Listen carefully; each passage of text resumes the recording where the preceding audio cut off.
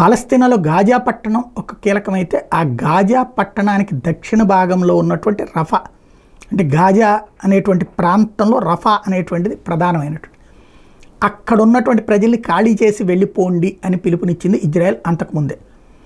అయితే అంతకుముందు ఉత్తరాన తూర్పున పశ్చిమాన ఉన్నటువంటి గాజాలో ఉన్న వాళ్ళందరినీ కూడా అక్కడి నుంచి వెళ్ళిపోండి, మేము ఆ ప్రాంతంలో దాడి చేస్తామంటే వాళ్ళందరూ ఇప్పుడు దక్షిణ భాగంలో ఉన్నటువంటి ఈ ప్రాంతానికి వచ్చి ఇప్పుడు అక్కడ దాడి చేస్తాం మీరు వెళ్ళిపోండి అని పిలుపునిచ్చింది. ఎక్కడికి వెళ్ళాలి అంటూ వాళ్ళు అక్కడే ఉన్నారు. దానికి తోడు ఆ పక్కనే ఈజిప్ట్ ఉండడం, ఆహార పదార్థాలన్నీ అట్టించి వస్తున్నాయి కాబట్టి అక్కడే ఉండిపోయారు. ఇప్పుడు ఆ రఫా మీద దాడి చేస్తుంది ఇజ్రాయెల్. 190,000 మంది ముందు వెళ్ళిపోయారు. దగ్గరగా 15 లక్షల మంది దాకా అక్కడ ఉంటారు.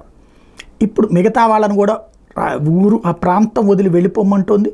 వెళ్తున్న వాళ్ళని చెక్ చేస్తుంది. అందులో తీవ్రవాదులు ఎవరన్నా వెళ్తున్నారన్నటువంటిది ఆపేయమని చెప్పి అమెరికా ఎవరు ఒత్తిడి చేసినా కూడా ఆగట్లేదు.